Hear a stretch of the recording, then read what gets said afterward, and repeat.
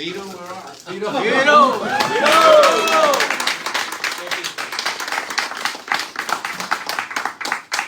Thank you, everybody. I was hoping that Alec would go before me because I don't have to top Steve. So Steve is running for the seat that I ran 2 years ago and lost by 500 votes. And I'm telling you right now, I'm making a prediction. Steve is going to crush his opponent. Yes! Crush his opponent. And, so I'm so happy that Steve's able to do that. And this is the third year in a row that I've been here. I want to thank John and Joe and Richie and Fran and Jerry, everybody here of the Dyker Heights Civic Association and everyone else. But once again, I'm alone, right? We all are. And I'm sure that the good senator has something very, very pressing to do today. But it would be nice. It would be nice if he showed up in the district to talk about everything that he has done over the last few years and explain to you why he's done them, right? So I got some numbers here because when I asked Richie and Fran if I could run on the Republican and the conservative lines, they looked at me like, why would you want to do that, right? Because here's some of the there are 140,000 Democrat and Working Family Party registered voters in District 26. And that compares to, wait for it, 21,000 Republican conservative voters, 21,000 versus 140, right? And then we have 41,000 independents, or we call them blanks. So look, he doesn't have to be here. He doesn't. He knows that, which is why he doesn't care about Dyker Heights community and parts of Bay Ridge, because when they gerrymandered the district and they put the most conservative area of Brooklyn, Dyker Heights, with the most progressive. They did that to protect him. Now, the Supreme Court of the United States says partisan gerrymandering is constitutional. Okay, I don't always agree with the Supreme Court, but that's what they said. But that's why he's not here, because he doesn't have to be. And it's a shame, because he's not disrespecting the Dyker Heights Civic Association. He's not disrespecting me. He's disrespecting all the voters, because he should, after taking $235,000 in matching funds, he should maybe have to come up here and explain what he believes in, why he's doing what he's doing, and why he won't tweak some of the very crazy things that he has personally put into place since defeating Marty Golden, unfortunately, in 2018. And I always give Marty Golden a shout out. He was like, yes, please. Marty Golden was like the little Dutch boy with his finger in the dam. And when we lost Marty, the dam burst. And we had this flood of crazy, far-left progressive legislation that we said was going to hurt the city. And they said, no, no, no, no. But year after year after year, the people who said that all of these laws were going to have deleterious effects on the quality of life, on crime, we were proven right. And it's not that they passed these laws, because we talk about bail reform, and Steve's going to win, and we're going to keep all our seats, and we're going to go up there with a lot better bargaining position than we have now. But even if we run the table, as much as I personally would like to repeal bail reform, I don't think that's going to happen. I think we have to work with moderate Democrats, because moderate Democrats are our friends. They are our collaborators.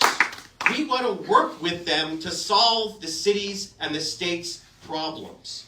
But the progressive left, and unfortunately, Andrew's the progressive left now, because he certainly is not in the middle. Right. Bail reform. We're not going to repeal it. What could we do? Well, two things. And Andrew loves to do this. Andrew loves to say, like every other state in the country, if it's something that he likes. Well, every other state in this country allows a judge to consider dangerousness when determining pretrial detention. He won't allow us to get that amendment forth. Now they say, well, judges could be biased. Well, know what New Jersey does? New Jersey has an algorithm. And you plug in little metrics. Okay, has this person ever absconded? Does this person have ties to the community? Does this person have a criminal history? Is this person a recidivist? Is this violent crime? And they put all these numbers into an algorithm, and they come up with a number, and if it's over a certain number, you get bail, and if it's under a certain number, you don't. So we could do something like that. He refuses. He refuses to do it because he is so terrified of the far left wing of the Democrat Party, the working Democrat Party.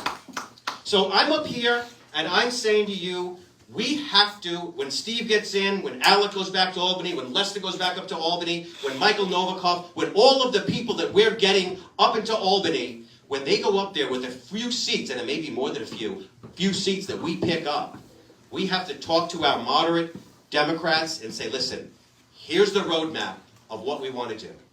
And if you go to my YouTube channel, I have issue after issue. I talk about different things that I want to do and positions that I have that are not far right, but they're not far left, obviously. But there's a roadmap that we could work together to solve problems. So you waving to me? You have a question? I'm saying hello to my friend. Oh, hello, friend.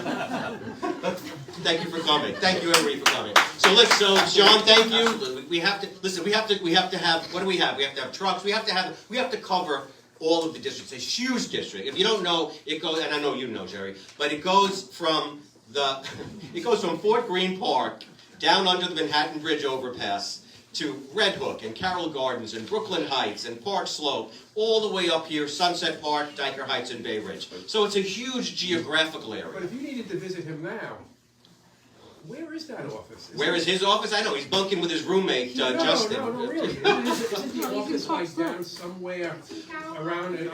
We need to figure out a It's space. in Carroll Gardens, right? Yeah, but I mean, just the fact that he picked up as soon as he could, No, and he left this area. He's going to help you find the office. He's going to help me find the office, yes. We'll have a truck going around. Oh, okay, good. Does anybody have anything for me at all? Thank you, Vito. You can ask me. So Steve, when he gets into office, he's gonna kick some butt. What he's gonna do is, I want to talk about this defund the police thing you hear. Defund the police is even I think Andrew said that it's a horrible idea, stupidest thing they ever said. But it's not just take away money from the police, because money we could put back. What happened when Marty left, and it coincided with the end of De Blasio's second term. They didn't just defund the police; they dismantled the criminal justice system. So it's like a tower, like a Jenga tower, and they took out pieces here and here and there. And it was laws that they passed, like we spoke about, clean slate, bail reform, raise the age. I can go down the whole list. It was also policies that were put into place by de Blasio and by Eric Adams. He kept those things in place where it's called a kinder, gentler police department, which means you don't enforce some of the things that they felt were inappropriate to enforce. And then we have and it goes hand in hand with these district attorneys who decide that they're not going to prosecute because we don't want to hurt these poor innocent people.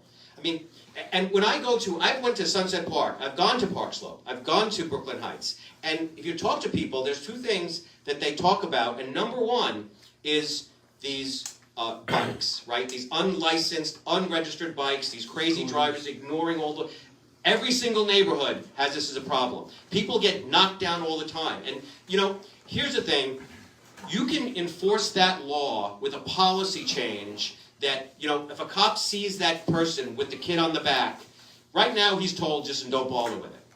What's going to happen, unfortunately, is some kid's going to have to die from a concussion before they actually do something. But here's what they could do very easily. They stop the individual, they instruct the individual. The police department needs to start doing written warnings. So everybody gets a written warning, so you can't say you didn't know. You give them a written warning, sir, you're not allowed to have your kid. You need to have a helmet on your kid. You need to do this, you need to do that. I'm giving you a warning. Please, the next time, you'll know the system, the next time you're going to get a summons or you might get arrested.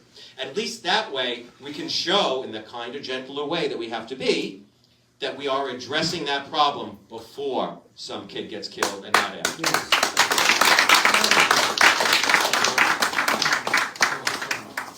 Thank you, Vito. I appreciate it. Thank you so much for coming. Vito, can we get a picture? No.